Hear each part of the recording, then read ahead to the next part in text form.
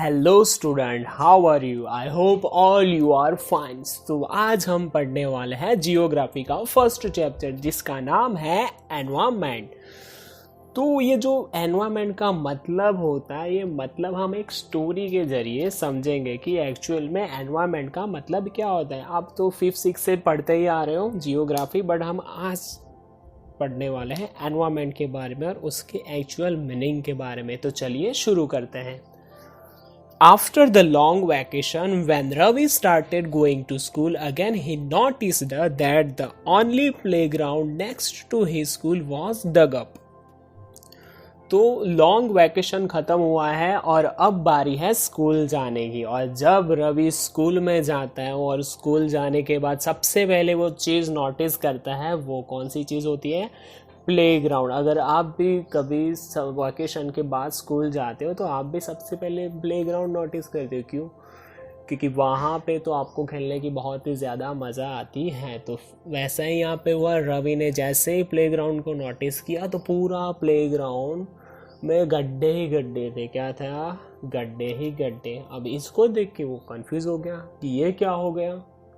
People said that a huge building with many flats will be constructed there. तो लोगों के जरिए उसको पता चला कि यहाँ पे बनने वाली है बड़ी सी बिल्डिंग बनने वाली है। तो जैसे उसने ये सुना वो शॉक हो गया। ऑब्वियसली आप भी शॉक हो जाओ अगर आपका स्कूल का प्लेग्राउंड के अंदर ऐसा कुछ बन रहा है। Ravi was almost in tears. Ravi almost रोने जैसा हो गया था, आंसू आने ही वाले थे। When he realized that the big playground with its soft grass, marigolds and butterflies is gone forever, उसको जब रियलाइज हुआ कि प्लेग्राउंड के अंदर जो ग्रास था, मैरीगोल्ड्स के प्लांट्स थे, बटरफ्लाइज था, वो सारी चीज़ें चली गई, तब वो टीयर ऑलमोस्ट इन टीयर्स रोने जैसा हो गया था। He shared his feeling with his classmate. उसने अपनी जो अंदर जो भी फील हो रहा था वो अपने क्लासमेट के साथ उसने क्या किया? शेयर किया। अगर आपको भी कुछ होता है, अच्छा फील होता है या बुरा फील होता है, तो सबसे पहले आप क्लासमेट को ही शेयर कर दो। तो वैसा ही यहाँ पे रवि ने किया। In the assembly, the principal too sadly observed, see how our environment is changing.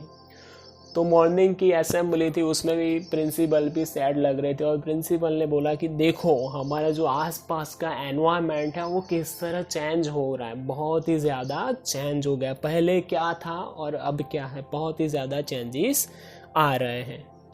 अब जैसे रवि ने सुना कि एनवायरनमेंट इज़ चेंजिंग, एनवायरनमेंट होता क्या है, तो सोच में पड़ गया।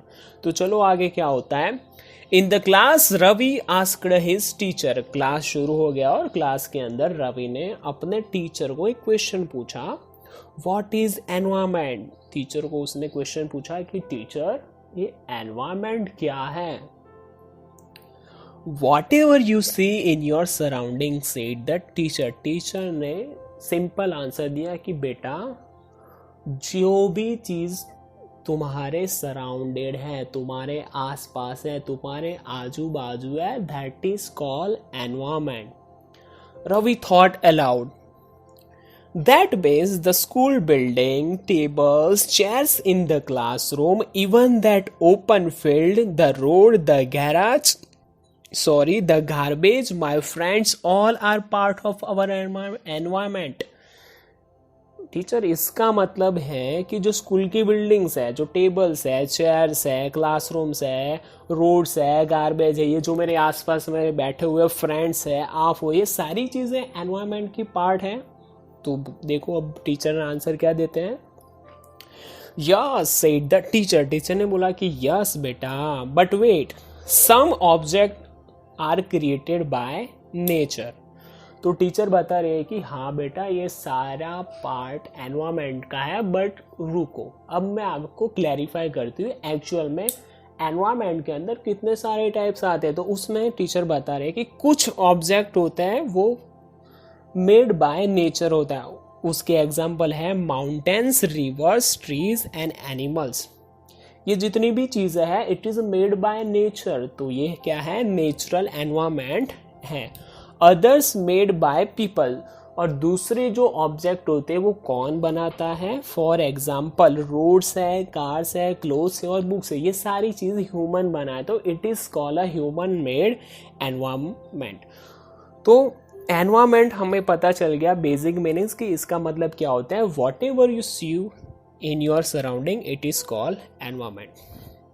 तो एनवायरमेंट वो हमारे बेसिक लाइफ सपोर्ट सिस्टम है। जो एनवायरनमेंट है वो हमें प्रोवाइड्स करता है एयर हमारे ब्रीथ के लिए, वाटर जो हम उसको क्या करते हैं पीते हैं, और फूड दैट वी ईट, और लैंड वेयर वी लिव। इतनी सारी चीज़ें एनवायरनमेंट हमें प्रोवाइड्स करती है, बेसिक चीज़ें हमारी लाइफ के लिए। जो हमारी लाइफ की सपोर्ट सिस्टम है उसमें आता है एयर, आता है ड्रिंक, आता है फूड, आता है और लैंड आता है। और ये सारी चीज़ें हमें कौन प्रोवाइड करता है? एनवायरनमेंट प्रोवाइड करता है।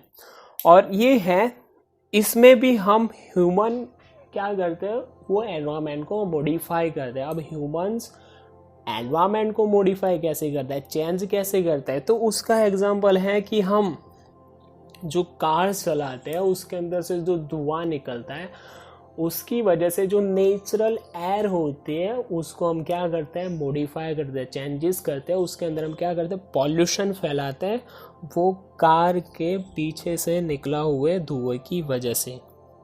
पानी के हम अंदर कचरा डालते, तो वो जो नेचुरल वाटर था उसको हमने क्या किया? मॉडिफाई कर दिया, उसके अंदर चेंजेस लाए। कैसे चेंजेस लाए? उसके अंदर कचरा डाल के।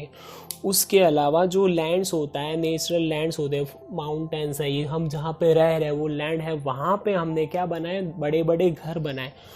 तो नेचुरल और ह्यूमन ये दोनों मिलके एनवायरनमेंट बनता है, और ये जो हमारा ह्यूमन है उसने एनवायरनमेंट को मॉडिफाई किया। तो ये दूसरा एनवायरनमेंट है, उसे हम कहेंगे ह्यूमन मेड एनवायरनमेंट, जो ह्यूमन मॉडिफाई किया एनवायरनमेंट को।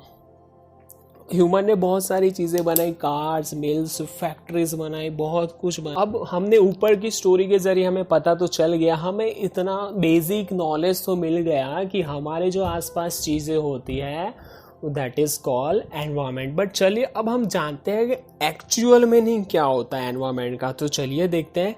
A place, people, things and nature that surrounded any living organism is called environment. तो ये इंपॉर्टेंट डेफिनेशन है, आप नोट डाउन कर देना।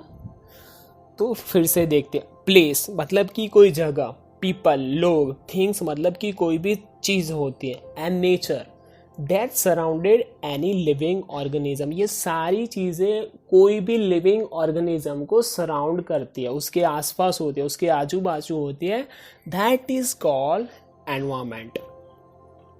It is a combination of natural and human made phenomena. ये जो एनवायरनमेंट है वो कॉम्बिनेशन है नेचर और ह्यूमन का। While the natural environment refers to both biotic and abiotic conditions existing on the earth, जो नेचुरल एनवायरनमेंट होते हैं उसके दो पार्ट्स होते हैं। फर्स्ट पार्ट है बायोटिक और सेकंड पार्ट है अबायोटिक। तो लेट्स सी बायोटिक क्या होता है। तो बायोटिक मीन्स होता है the world of living organism. Biotic मतलब कि लिविंग ऑर्गेनिज्म होते हैं, उसे हम कहते हैं बायोटिक। तो उसके एग्जाम्पल है प्लांट्स है, एनिमल्स है, ये सारी चीज़ के अंदर क्या होती है? लाइफ होती है, लिविंग ऑर्गेनिज्म होते हैं, इसीलिए हम क्या कहते हैं इसके? बायोटिक। और अबायोटिक क्या होता है? A world of non living elements, मतलब कि जिसके अंदर लाइफ नहीं होती but it is made by nature. For example land है, माउंटेन है, रिवर है, they are abiotic. Human environment reveals the activities, creation, interaction among human beings। अब ये तो हमने देखा नेचुरल एनवायरनमेंट, अब हम देखते हैं ह्यूमन एनवायरनमेंट। तो ह्यूमन एनवायरनमेंट में क्या होता है? एक्टिविटीज़ होती है।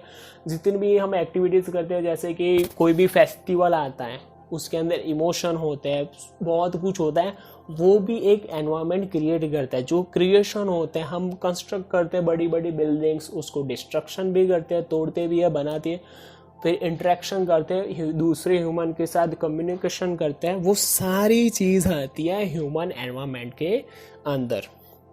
अब हम देखते हैं डायग्राम के जरिए द कंपोनेंट्स ऑफ एनवायरनमेंट। तो सबसे पहला है नेचुरल, तो उसमें आता है एयर जिसे हम बोलते हैं एटमॉस्फेयर। वाटर, जो वाटर तो hydrosphere, land lithosphere, living things biosphere, ये सारे हमारे अर्थ के पार्ट हैं जो हम आगे डिटेल में पढ़ेंगे। उसके बाद दूसरा मेन कंपोनेंट्स है वो है ह्यूमन। ह्यूमन मेड के अंदर क्या आता है, बिल्डिंग्स आता है, पार्क्स आता है, ब्रिज आता है, रोड आता है, इंडस्ट्री आता है and monument. And third one is human. Human means कि हमारे अंदर जो इमोशन होते हैं, एक दूसरे के साथ हमारे रिलेशनशिप होते हैं, हमने जो भी क्रिएशन किए, रूल्स बनाए हैं, जितनी भी चीज़ है वो सारी चीज़ एक एनवायरनमेंट का पार्ट है। उसमें हम खुद के इंडिविजुअल भी आ सकते हैं, फैमिली है, कम्युनिटी है, रिलीजियन है, एजुकेशनल है, इकोनॉमिक है, पॉलिटिकल सिचुएशन है, ये सारी चीज़ें मिलके ये एनवायरनमेंट बनता है। ये सारे कंपोनेंट्स हैं एनवायरनमेंट के। अब हमें एक्चुअल में पता तो चल गया कि एनवायरनमेंट का मतलब क्या होता है। अब हम नेक्स्ट वीडियो में हम देखेंगे कि नेचुरल एनवायरनमेंट के बारे में देखेंगे। उसमें उसके अलग अलग लेयर हैं जो हमने देखे, एटमॉस्फेयर, हाइड्रोस्फीयर, लिथोस्फीयर, बायोस्फीयर, इस लिए डिटेल में हम पढ़ेंगे। उसके बाद हम पढ़ेंगे इकोसिस्टम क्या है उसके बारे में, और last and final human environment के बारे में पढ़ेंगे। Till then bye bye.